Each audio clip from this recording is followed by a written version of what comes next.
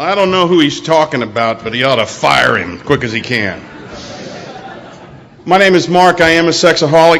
How are everybody? My sobriety date is April 25th, 1999. My disease can and has taken the form of compulsive masturbation with or without porn. Didn't really matter. Binge use of porn in film and magazine form. Destructive dependency and adulterous relationships bringing about the end of my first marriage. Voyeurism, exhibition, poor custody of my eyes and mind, fantasy, intrigue, all of this to cover up a feeling of worthlessness and impending doom, and a myriad of defects, including but not limited to defiance, envy, laziness, arrogance, anger, vindictiveness, and narcissism. So, Mike C., where did I learn that? Thanks, Mike.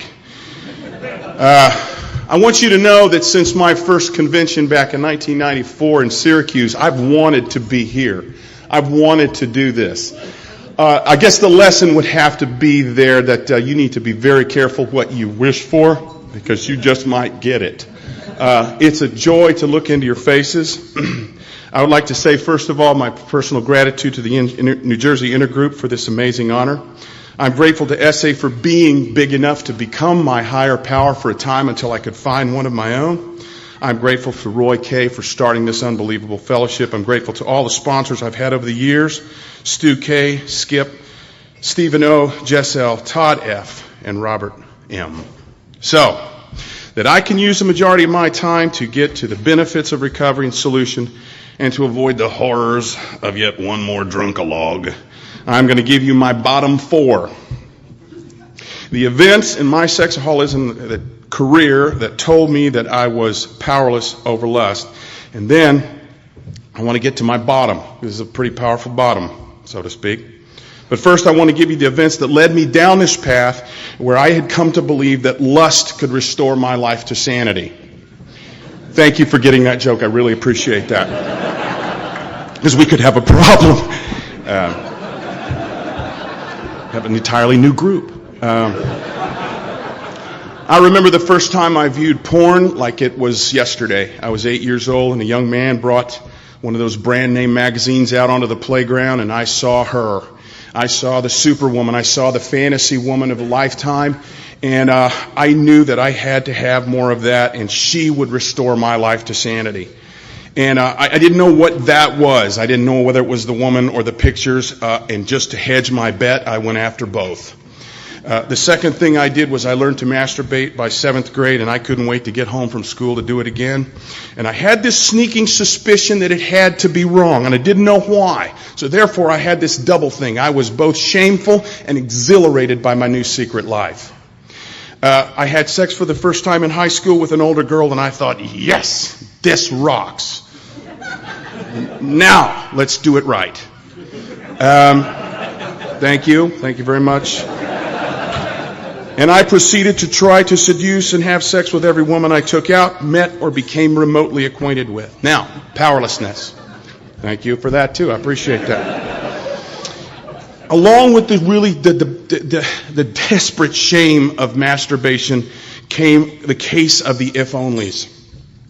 If only I could have sex for the first time, I'll stop masturbating. Didn't work. If only I could get into a physical relationship with sex only. You know, no strings. It was the 70s after all.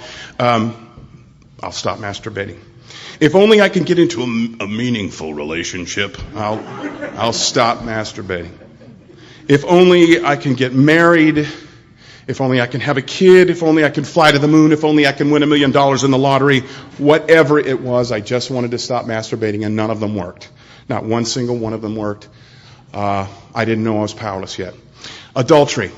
That's the worst shame I've ever experienced in my entire life. And, you know, my religious training is extremely clear on this matter. It's not like I belonged to the first church of do your own thing. No, I was totally aware. I was even aware in the process. I was aware that what I was doing was wrong, and I had this funny thought. How did this happen to me? What am I doing here? And I didn't have an answer. After being married to my wife for nearly 10 years and countless dalliances, and I'm using dalliances, I'm going to define a dalliance as really basically getting a full stomach of lust without, going all the way. near misses, flirtations, and 3 occasions of full-blown adultery. I'd done it one more time, and my wife had asked me, Punkin, I need to know what happened during the Sarasota gig. Now, the background on that was that I had told my wife every single time that one of these things happened, real nice guy. And to further that, what I used to do is I used to try to make it her fault.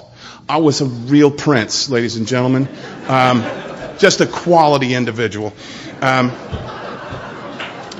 I told her the story, and upon the words, "and we had sex." Real delicate, don't you think? She had this funny little habit, and she did that thing, and she used to close her eyes, and they would flicker a little bit. Well, my wife did that little thing. She closed her eyes, and she flickered her eyes a little bit, and she opened her eyes, and she had died. I watched this woman, this beautiful woman that I'd married to, die emotionally right in front of my eyes. I never, ever want to experience that again. And with God's grace, I don't have to. Needless to say, she wisely asked me for a separation, a trial separation. I think, you know what I think a trial separation is? I think it's a separation that leads to a trial.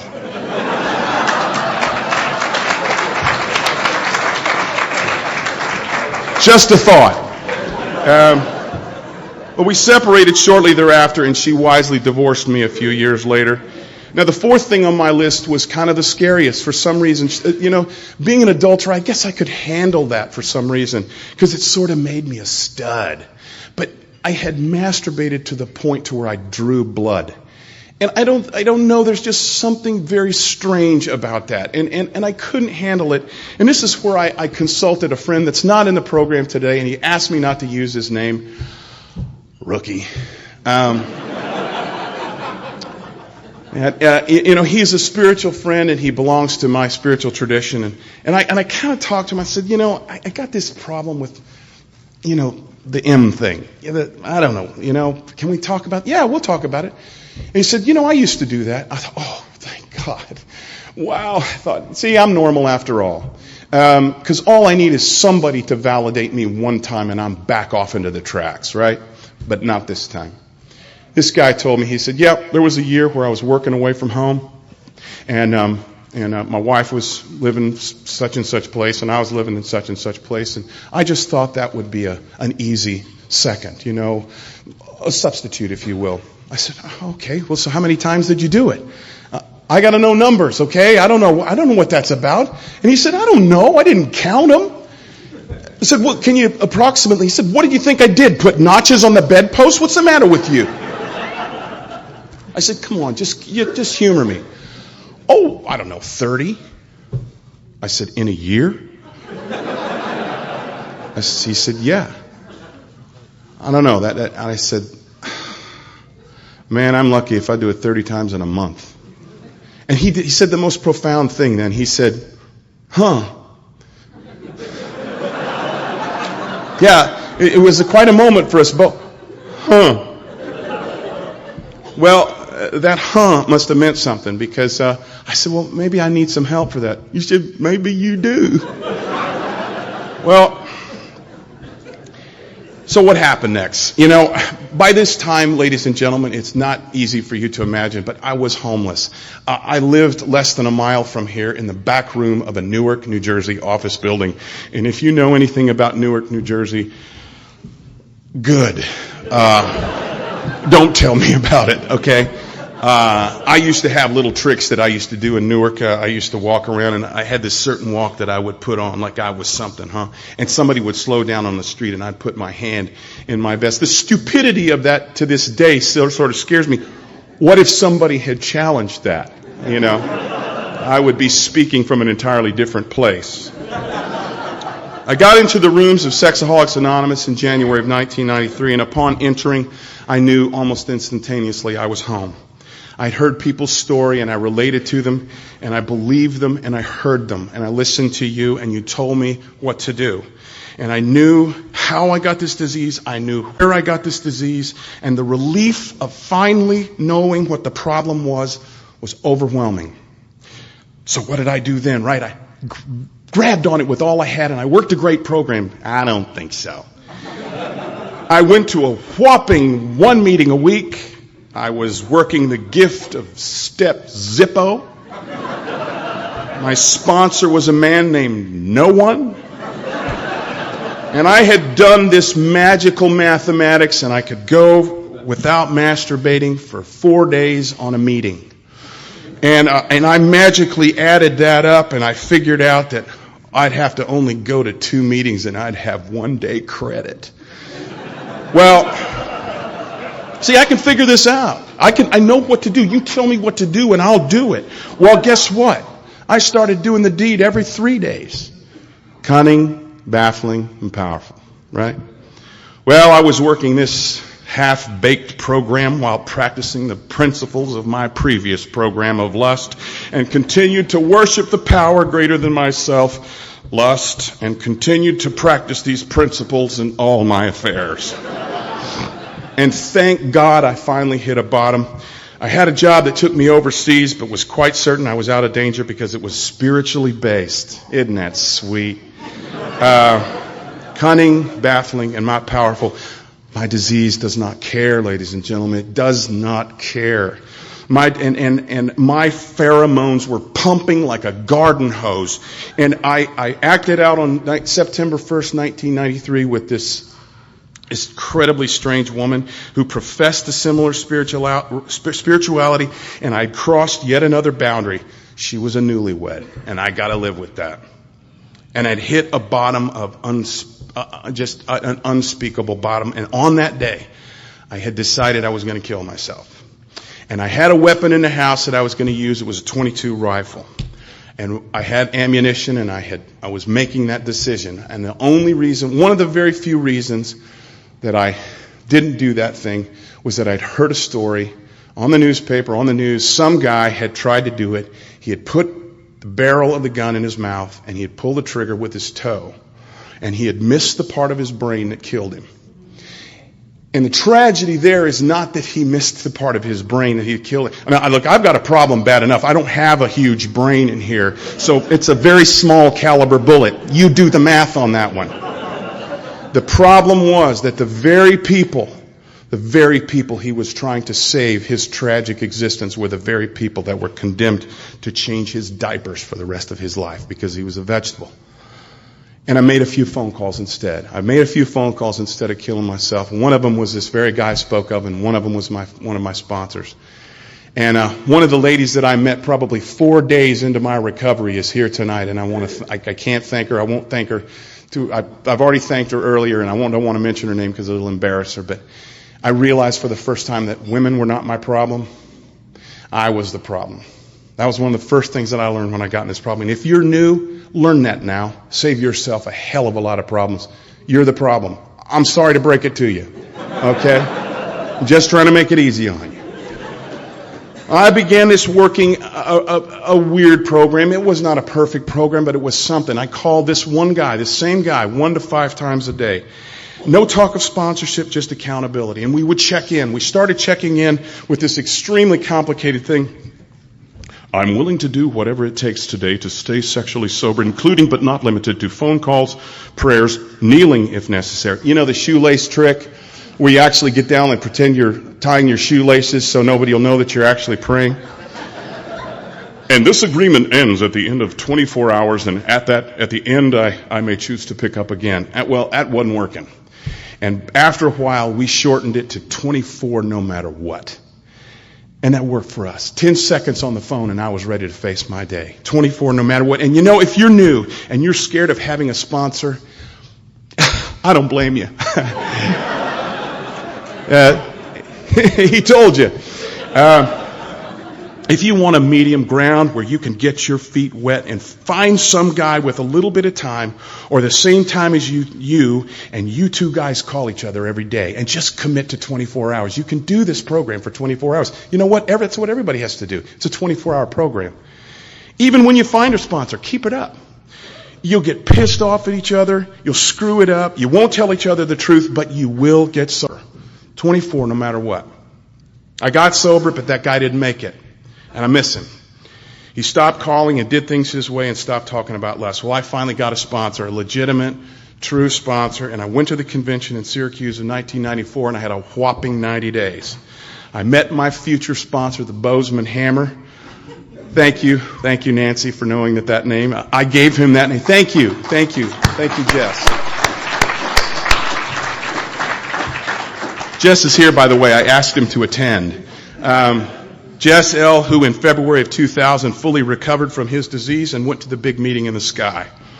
Well, I started listening, and I started making phone calls, and I started checking in my lust, and I started sponsoring and making meager attempts at the steps, and I began calling my sponsor and went to a lot of meetings. Would you please note at this point the difference between having a sponsor and calling him? It's an important differentiation, okay? Because I'd had a sponsor before, and I didn't call him, and I wondered why that didn't work for me. I remember starting to deal with depression. Depression is really prevalent in this program. And I made the mistake, Harvey will get a great laugh out of this. I called Jess about depression. Now, the joke there, folks, Jess was not big on what we would call sympathy. If you wanted sympathy, you probably needed to call somebody else. But Jess was really practical. And I'd like to give you a little impression of what that phone call went like. I called him up and I told him I was a little bit suicidal, and he says, "Well, I got news for you. You can't keep your sobriety date."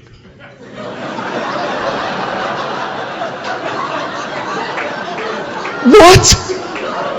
Why would I care about my sobriety date? But, okay, whatever. Because it's the ultimate acting out. Oh.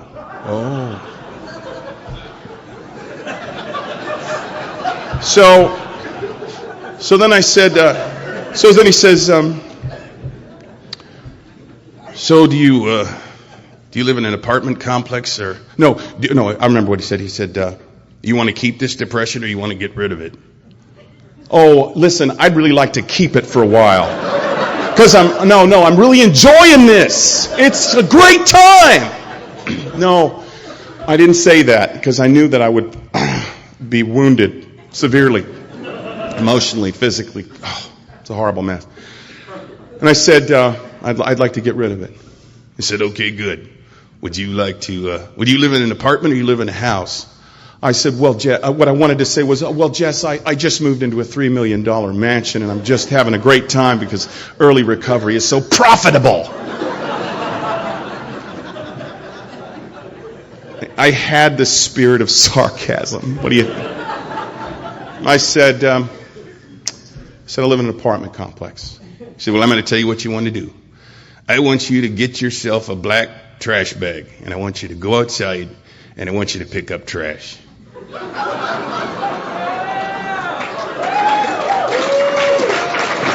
You hear that, Jess? That's for you.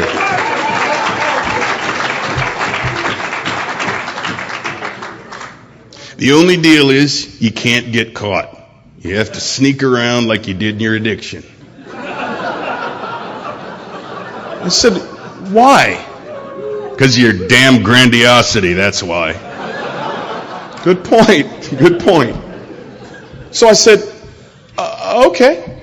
And I hung up the phone, fully secure that I was not going to do that stupid exercise because I surely had better things to do than that. But then I had this great idea. I thought, you know what I'm going to do? I'm going to go out there and I'm going to do it just to prove to that old fool that it doesn't work. Well, I got a paper bag, I got a trash bag, and I went outside. It was a beautiful day. First time I noticed, frankly. Got out there and I started picking up trash, and I'd go around and I'd load it up, and about 20 minutes later, I spotted a stick somewhere, and I got distracted and was carving and, whittling on the stick. And about an hour later, I looked up, and depression was gone. I had no explanation for that. It was the first time in my sexaholic career, for lack of a better term, that I had a place where I could actually associate an action with a feeling. In other words, take the action and the feelings will follow. I never forgot it. I mean, every time I felt bad, you'd see me with that little brown paper bag. I was outside picking up trash.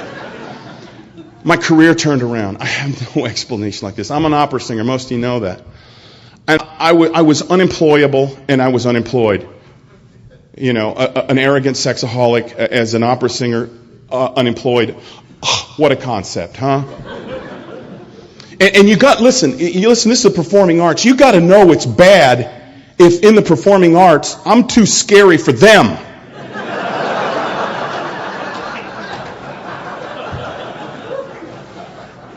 So I had this master class in downtown Newark, and I was singing for this pretty famous director, and I was starting to change things, and I was starting to change the way I sang because I was changing the way I was living. I was changing the way I was acting. I was changing the way I related to you, so I changed my singing. And I sang, and he said, wow, that's about the best I've ever heard that aria done. He said, how'd you like to sing for New York City Opera? Well, this is what happened in my mind. I said, listen, I've sung for City Opera before, and they didn't like me, and if they want me, they'll come and get me. What I said was, thank you, sir. That would be fine. It was one of the first times in my sexaholic career that I had been given the gift of the gap between the impulse and the action. It's important, right? Isn't it important? Yeah. The next thing he said is, well, I'll make the call. What did I think? No, you won't. You're going to forget me the minute you walk out of the door. What did I say? Thank you, sir. That would be fine. Impulse and the action. So he was good at his word, shockingly. And I went over and I auditioned for City Opera, and I got a year's worth of work. Make a short story long. I got a year's worth of work, and my agent called me and he said, listen, I want to tell you this because I know you're on a spiritual journey, and I want to tell you this. He said, they asked me the funniest question when they made the offer. They said, what's happened to Mark? And I said, what? He said, no, they said, they didn't ask you how is he taking voice lessons again? Or, did he take some acting lessons? What's happened to him? It was the first time that I had an inkling that I was having a spiritual experience. God was taking care of me. I don't know why, but somebody gave me a car. I was very rough. I'm still rough on cars, but I'm better. I actually change the oil once a year. But cars were burning up on me. Cars were dying on me, and I even killed a car that wasn't even mine. Nice guy. It was actually my sister, so she forgave me. And somebody called up a woman that I almost acted out with. Said, my boyfriend's got this car and he wants to get rid of it. So what kind of car is it? It was an Oldsmobile. I thought, okay, that's practical. And I said, what does he want for it? He said he didn't want anything for it. He just wants to get rid of it. He doesn't want to see it again. And I got in that car, and it was really comfortable, and it rode well. And I have to say, it was one of those moments where I started to get it. I started to see that God was for me, the sexaholic, the pervert, the guy that had broken his wife's heart. It was the first time. I have an air conditioning story. It was Father's Day, 1994. I called Jess, again for compassion. I said, it's Father's Day and I'm feeling a little sorry for myself. He said, I'm not feeling good. I don't feel like a very good father. And you know what? I wasn't a very good father. So, what are you going to do? And he said, well, take the actions. Why don't you act like me? And I said, what do you want me to do? Slap my kid around a little bit? You know what he said? That's not funny. He said, take the actions. Take the actions. And immediately upon hearing those words, I saw the face of this man named Howard who was dying of ALS. But he was this fun, buoyant human being that had really been very kind to me. And I took my son and I went over to this house and we were playing around and having a great time. And I was mentioning, I was being of service, right? I was being service to this poor man who was sick. And I said, wow. He says, how are you liking your new car? And I said, oh, it's great. It's the only air conditioning I have. He said, what do you mean? I said, there's no air conditioning in my apartment. It's hot as hell in there. He said, really? Picked up his phone, called his son. Within 15 minutes, he said, I want you to go over to my son Bruce's house. I went over to son Bruce's house. They pulled an old air conditioner out. Within 30 minutes, I had put it in my window. And for the first time in several months, sitting in front of that air conditioner with it blowing on, high, and going, wow, God really does care. It was an amazing time. I got about 3+ years of sobriety, and I just kind of got myself all worked up to get remarried. And I was getting permission to date, and and permission and instruction on how to do that. And here was the instructions. Go out with 50 women at the same time? No, he didn't say that. No one more than 3 times. No sex of any kind, obviously. But don't be in a hurry. Don't be in a hurry. Don't be in a hurry. That's funny, actually. Now, I know how this sounds. It sounds like the disease, but, go divide and conquer, go all 50 and put them in your harem. But it really wasn't. It was an exercise, and it was a really important exercise, and I want you to know, I only made one woman mad out of 50. Listen, I can't say that tonight. Someone's going to be mad. At least 1 in 50 is going to be mad. I never learned so much about women as human beings in my entire life. I learned that they are not what we thought they were in the rooms and not what they thought we were when I was acting out. They're terrified, they're damaged, they're angry, just like me. And that was a really important time for me. At the end of the exercise, I was given permission to go steady with a woman. She was very spiritual, but she was also extremely damaged sexually and really didn't handle or honor my boundaries well. And you know what? I wasn't prepared to defend them that well. Somewhere in the middle, I started half measuring. I started engaging in, what do you call that? Teenage foreplay. Let's call it that. Half measuring. Yeah, right? Nothing serious, of course. I'd check part of it in and I'd be remorseful and all that. But I was taking hits. I was taking regular hits. And so what does one do with that, right? Break it off. Hey, listen, I'm sorry. You're not honoring my boundaries. I got to go. Talk about it, right? Hey, sponsor, listen, I got a problem here. I need to check this in. Well, what are you going to do about it? I don't know. What do you think I should do about it? Nope.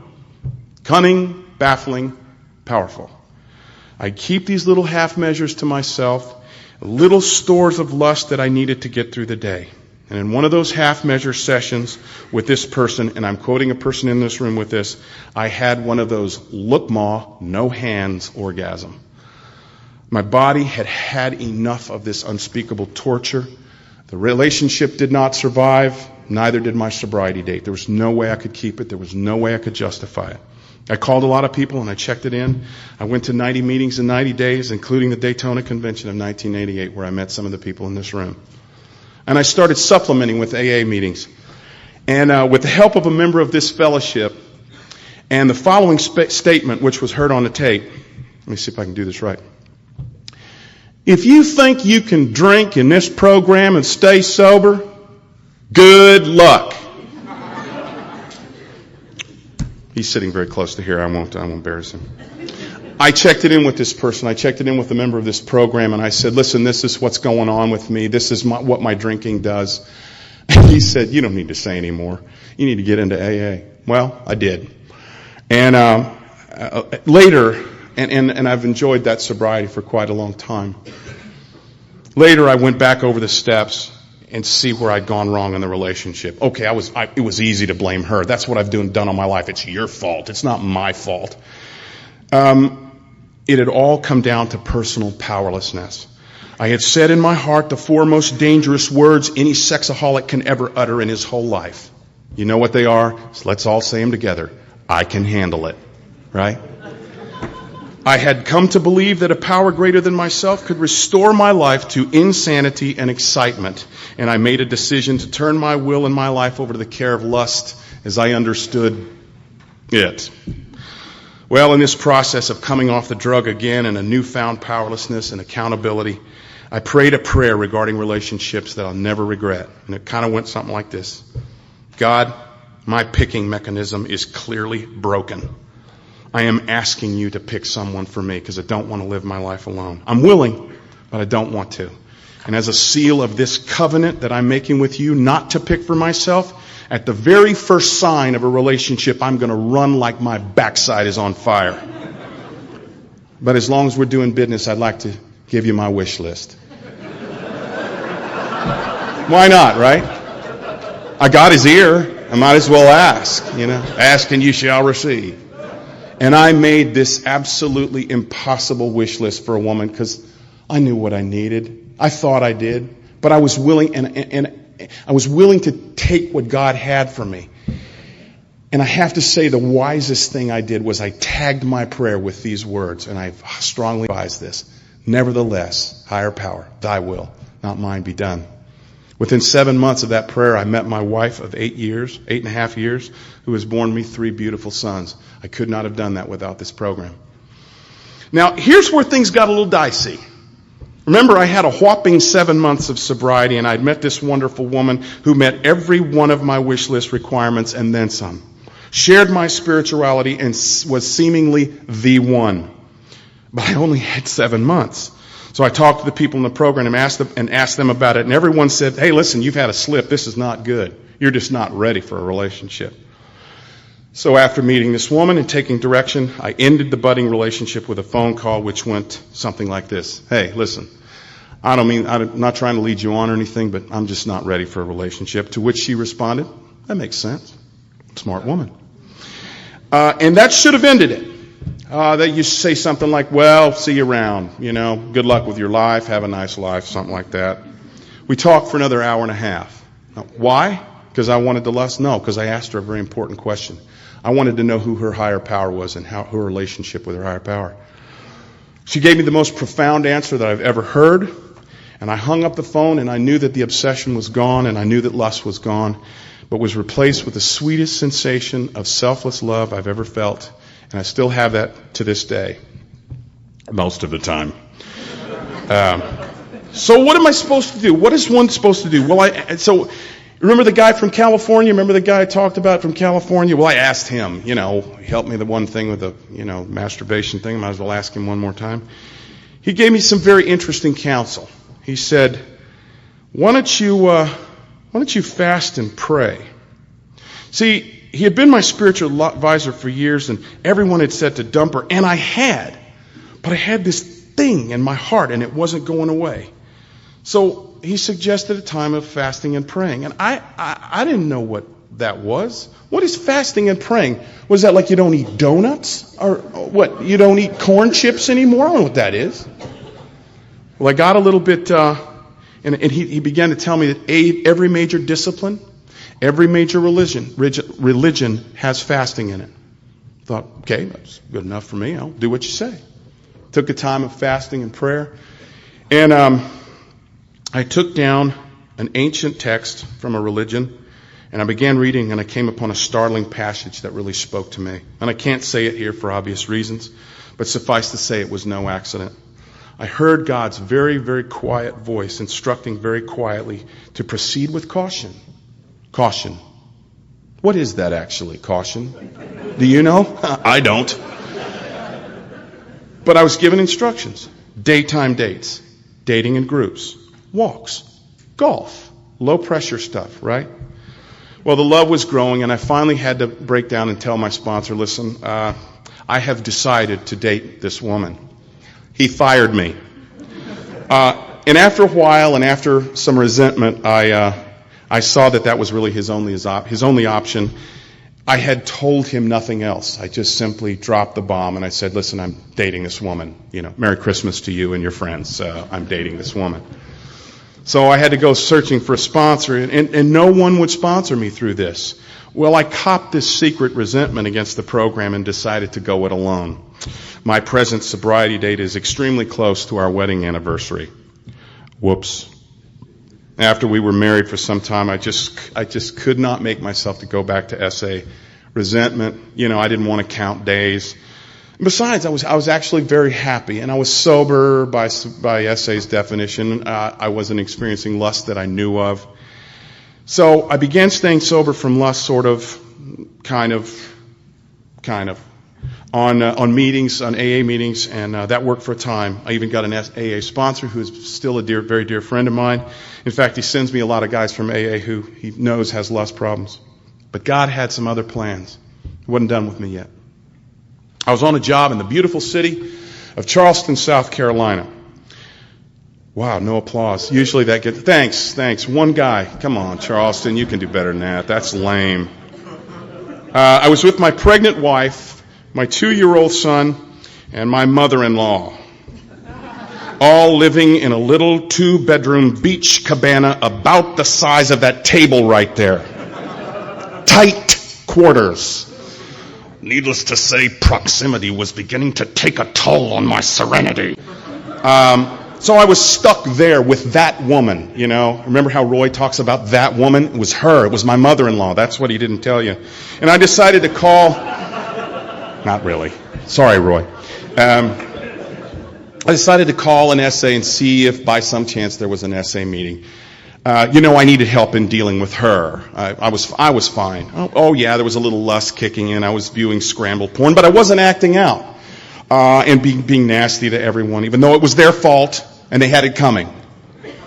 Well, I got a phone number of a guy named Robert in Charleston, and I heard this light lyric tenor voice tell me a little about SA in the area, and the guy sounded about 17. And I thought, oh my God, would you give me a break? Who were they having answer the phone? Paper boys?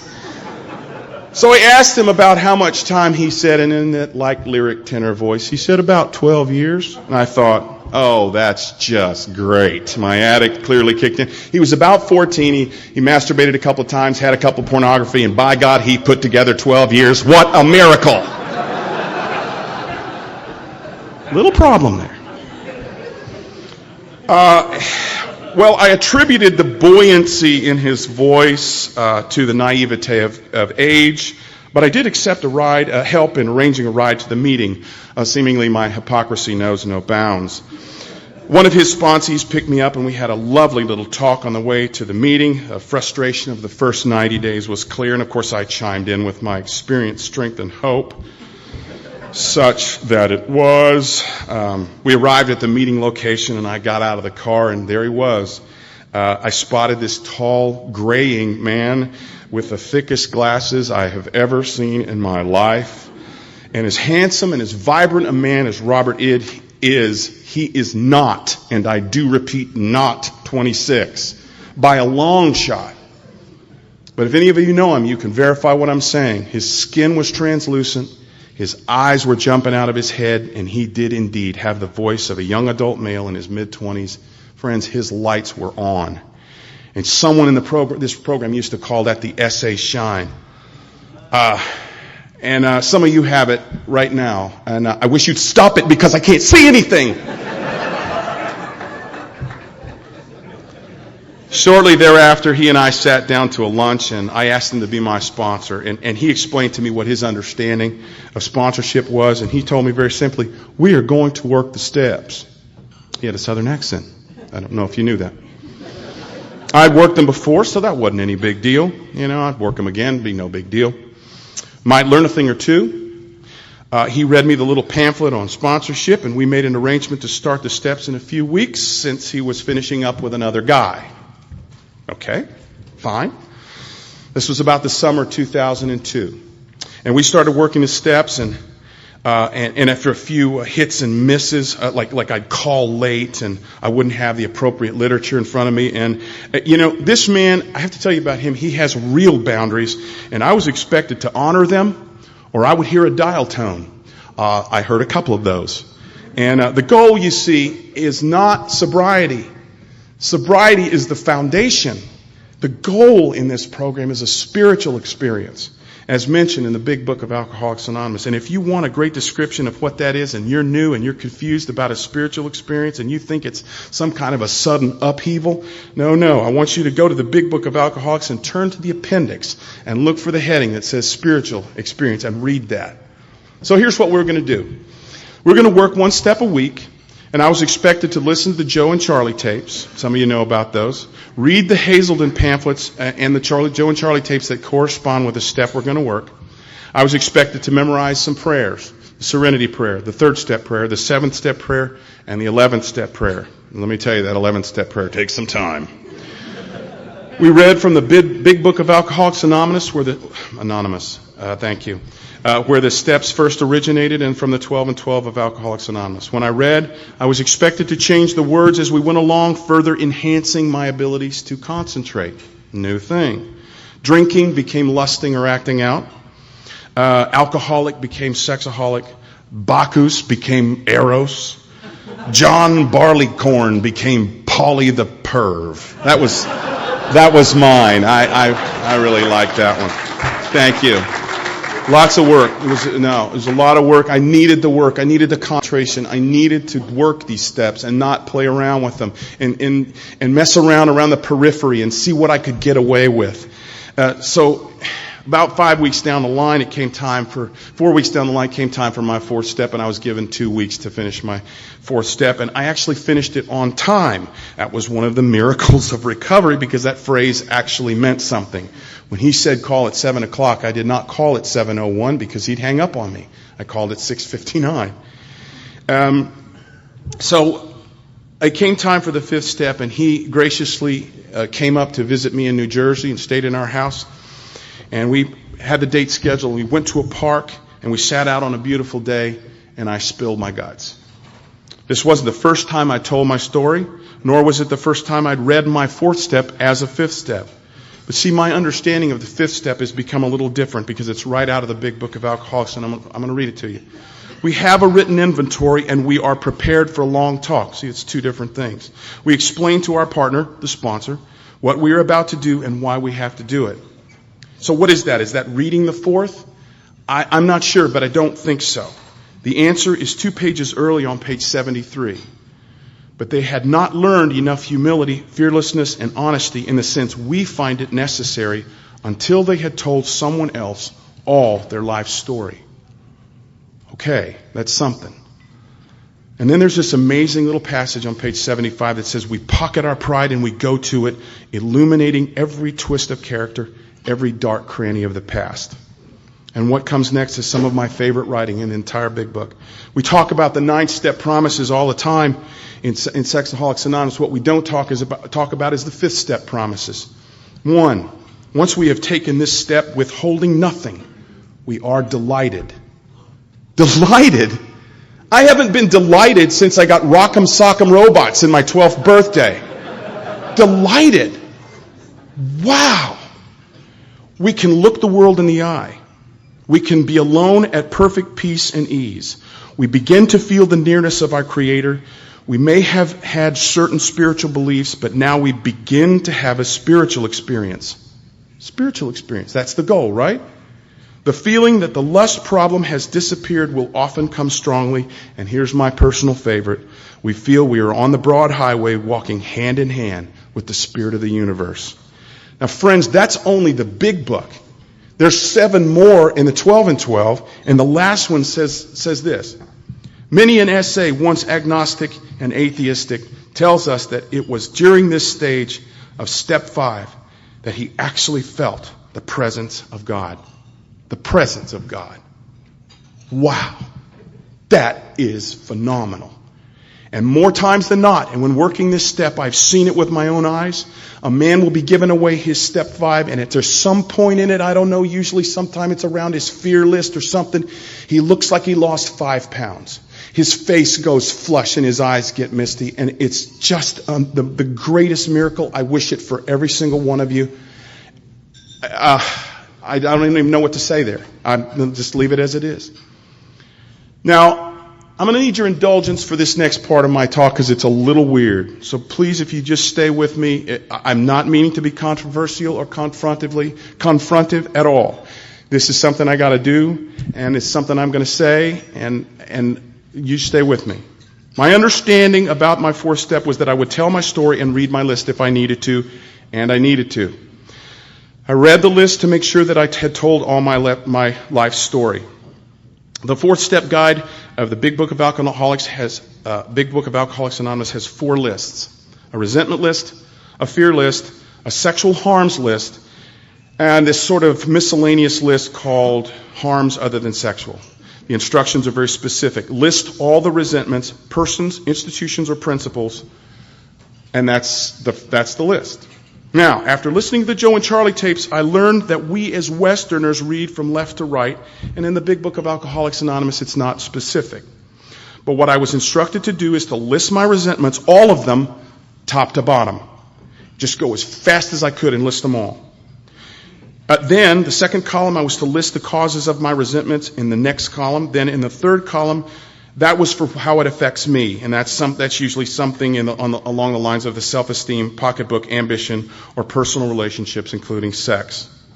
Simple enough. Then in the fourth column, I listed my part in it. Why? Simple. The typical addict mind will go left to right, do the resentment, the why, what it affects, and my part, and then see where this is going. Stop after 2 and say, wow, I just feel great. I just feel better already. I'm having a spiritual experience. Let's stop it right there. Here we go. Somewhere towards the top of my resentment list, I had written Sexaholics Anonymous. I resented SA for abandoning me when I met my wife. It affected my personal relations, self-esteem, and security. And what was my part? Nothing. I didn't do anything. Now, if you're new in the program and you're scared to death of a 4-step, that right there ought to alleviate your fears completely. Because there is no such thing as a perfect 4th step. There is no place in Nashville reserved for your 4th step, okay? And there's not on Roy's wall either. When I read this resentment to my sponsor, I said the words, the program of Sexaholics Anonymous. And my sponsor stopped me on the spot and he said, wait a minute. The program is perfect. The program was inspired by God and therefore infallible and could not possibly have abandoned you. More likely you abandon it, but we'll set that aside for the time being. If anything, the fellowship failed you, and because it's made up of fallible men. Well, it was then and only then that I could forgive the fellowship. Look, I know how weird that sounds. I don't have the strength to forgive all you people for something you don't know anything about. But you know, sometimes it's not until you actually forgive first until the answers come. The answers will come if your own house is in order, right? So I saw in steps 6 and 7 that there were character defects that I had not addressed, pride and defiance being the biggest of the two. And a while later, while working the steps with a sponsee, I finally found my part in it. I was listening to that tenseness in his voice, the fear and the strain of the disease, and immediately my mind went back to those phone calls to Jessel, my soon-to-be ex-sponsor, guys in the program, hopeful but not to be sponsors. And I heard my own voice and the fear, the defiance, the arrogance, the love to the point of inebriation, which could very easily be mistaken for lust. I've met this woman. She's really wonderful, and I'm going to date her because. By the way, I still feel that way about her, and coffee seems to do the trick. Thank you. So here's what I didn't say, right? This is the stuff that I should have said and didn't get a chance to. I love her. I have prayed and asked God to remove this obsession. He did, but the love remained. I prayed for God to pick a woman for me, and I kept my word, and I ran like my butt was on fire at the first opportunity of a relationship, and it was this one. But she was still in my heart. So where can I run from my own heart? When I'm with her, I feel the presence of God, and I feel His smile. And never one time, not one time did I ever ask, so, what do you think? Because I already knew. I had already answered the questions in my own mind. So what I would say was, I need you to sponsor me in this relationship. Now, come on. Would you sponsor anybody to talk like that? No, you wouldn't. Then I would tell a little of the story, but I'd leave out the spiritual angle because I was quite sure that they would question my ability at 7 months of sobriety to hear from God. And rightly so. I didn't tell anybody I was in love because I knew what they would say because I'd said it to people myself. What do you know about love? I didn't say any of those things I said earlier because I thought I knew all the answers before the questions were asked. My mind-reading skills had kicked in, and I was going at warp 9. So here's the moment. I need to make amends to you as my fellowship and my brothers and sisters. I was wrong back then. I didn't tell you the whole truth because I was deathly afraid you'd make fun of me. And I cheated you out of the joy of my relationship and subsequent marriage to a really terrific woman. And I'm asking your forgiveness. And I hope I get it. Doesn't matter. I'm going to make it up to you. Thank you. Thank you.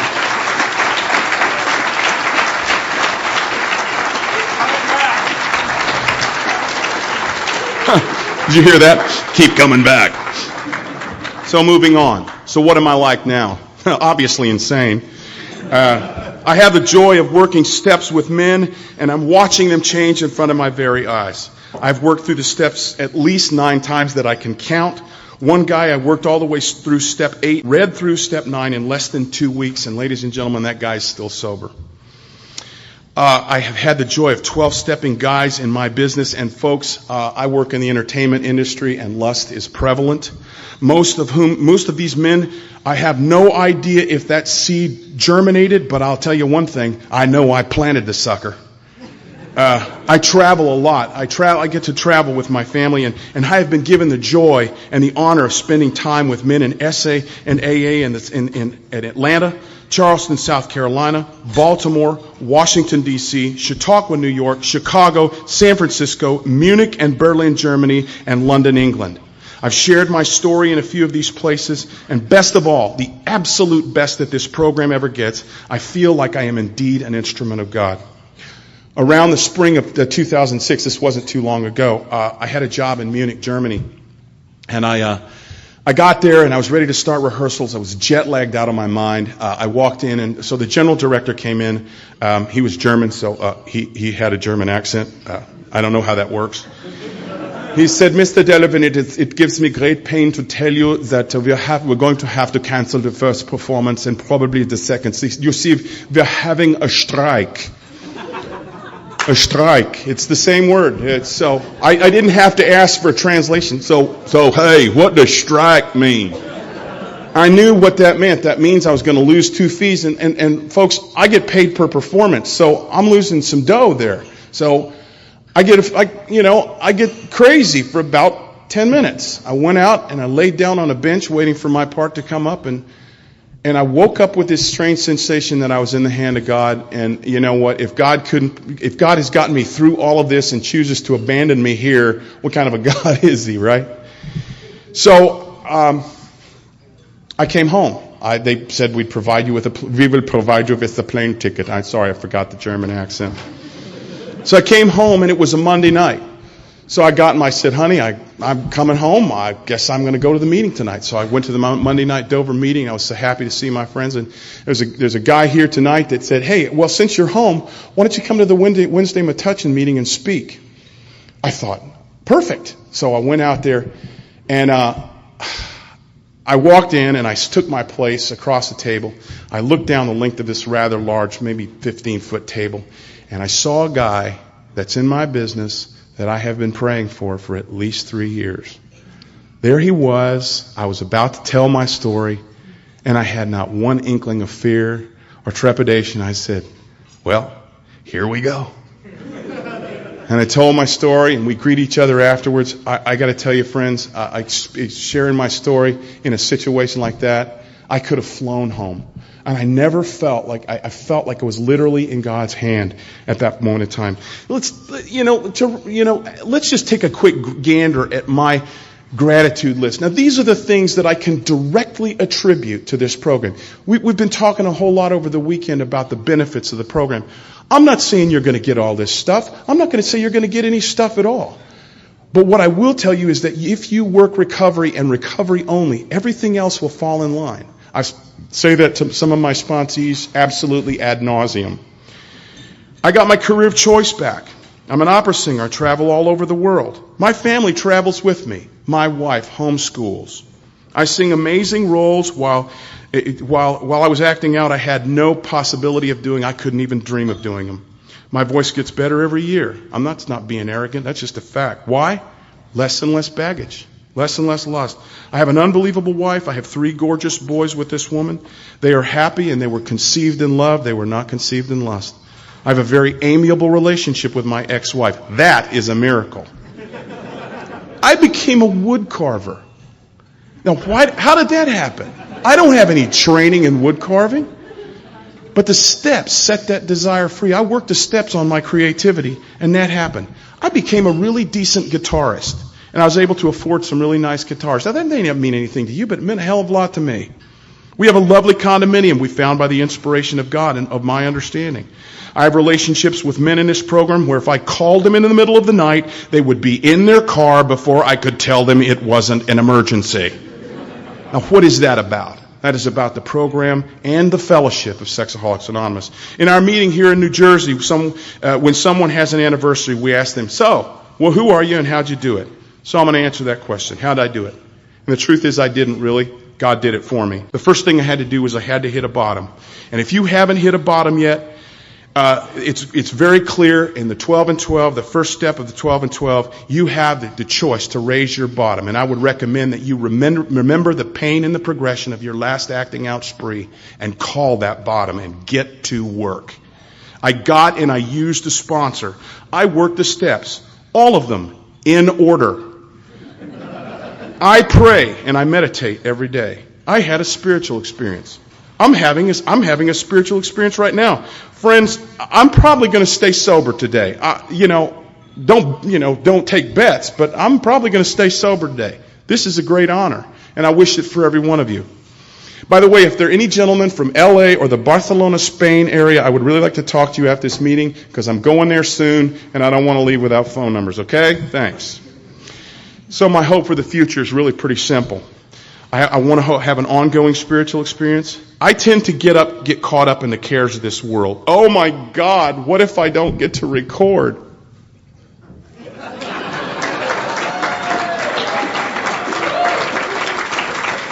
So, if you're listening to the tape, I'm pointed over to the tape machine because I'm being recorded. Oh, what if I don't retire with enough money? What if I don't become a big star? What if, I. Me. So my goal in this program is progressive victory over lust, continuing spiritual experience, and a happy and contented sobriety based on the maintenance of my spiritual experience. And that's right out of the big book of Alcoholics Anonymous program literature.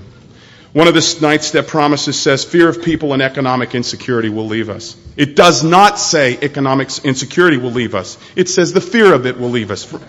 That's actually better if you think about it. I know guys making $15,000 a year that don't have the fear of economic insecurity, and I know millionaires who are terrified they're going to lose it all. The big book says that these promises will materialize if we work for them. Clearly, that's the one I'm working on now. If you walk away from this meeting and you're thinking, wow, Mark is so whatever, honest, cool, ugly, weird, funny, powerful, whatever, I have failed. My job tonight is simply to carry the message of recovery and tell you that God is for the sexaholic, and my hope is that you walk away saying, wow, what an amazing God we serve here in Sexaholics Anonymous. I thank you for your time. It's been a great honor.